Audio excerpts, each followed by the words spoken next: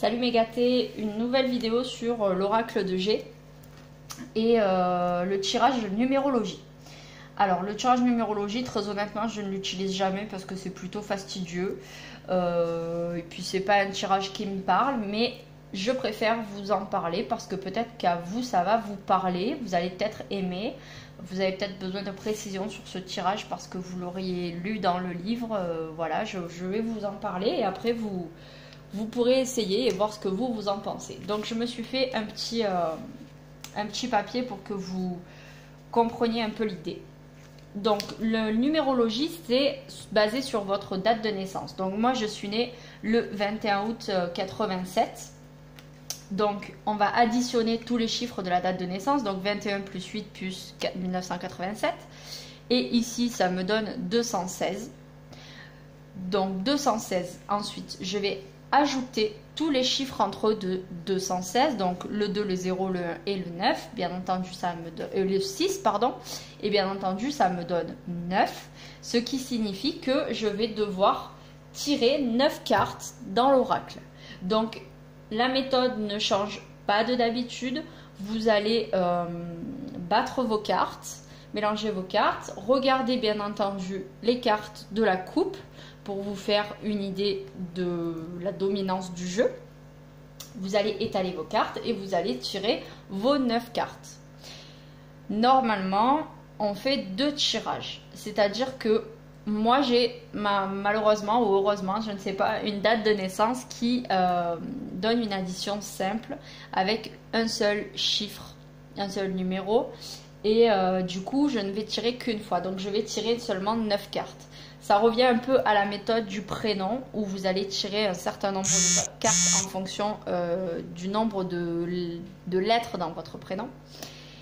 Mais en fait, la numérologie, ça marche aussi comme ça. Donc je vous ai fait une deuxième méthode avec une autre date d'anniversaire qui est celle de mon mari. Donc lui, il est né le 25 septembre 1983. Donc toujours pareil, on va additionner tous les chiffres de la date de naissance, tous les nombres, pardon, de la date de naissance. Et ici, ça me donne 2017. Et je vais encore une fois additionner tous les chiffres de ce résultat. Donc le 2, le 0, le 1 et le 7. Et là, j'obtiens un 10. Donc nous allons faire un premier tirage. Donc toujours pareil, on mélange, on regarde la coupe. Et là, on va sortir 10 cartes. Donc on va sortir, je vais les sortir vraiment au hasard. 1, 2, 3, 4, 5, 6, 7, 8. Hop là. 9 et 10. Donc je vais sortir 10 premières cartes qui vont me donner une certaine lecture. Et ensuite, le 10, je vais additionner les nombres entre eux. Donc ça me donne 1, le 0 et le 1, ça me donne 1. Donc là, je vais tirer une nouvelle carte. Et ça va me donner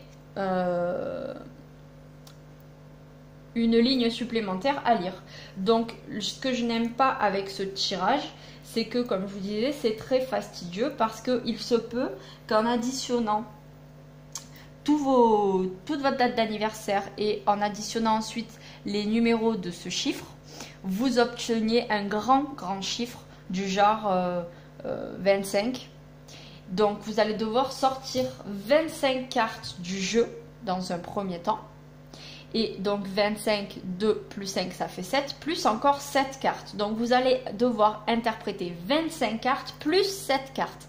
Donc ça commence à devenir quelque chose de un vrai capharnaüm, surtout si vous êtes au début de l'apprentissage avec l'oracle de G.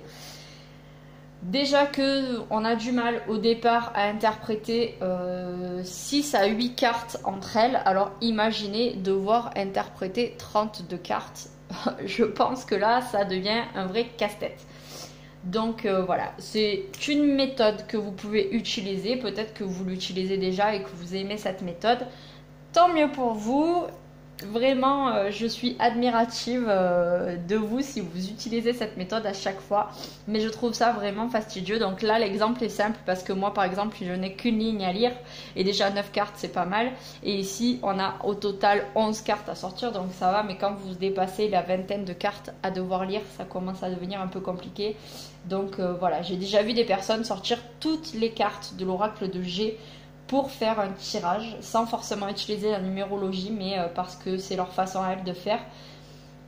Je trouve ça un peu particulier. Après, c'est une méthode comme une autre, mais voilà, vous obligez un peu le jeu à vous raconter beaucoup de choses, et l'interprétation, je pense, est très délicate à ce moment-là, mais voilà. Voilà, donc je vais vous faire une nouvelle vidéo sur une autre méthode de tirage. J'espère que celle-ci vous aura plu et étonné. Je vous fais de gros bisous et je vous dis à très bientôt.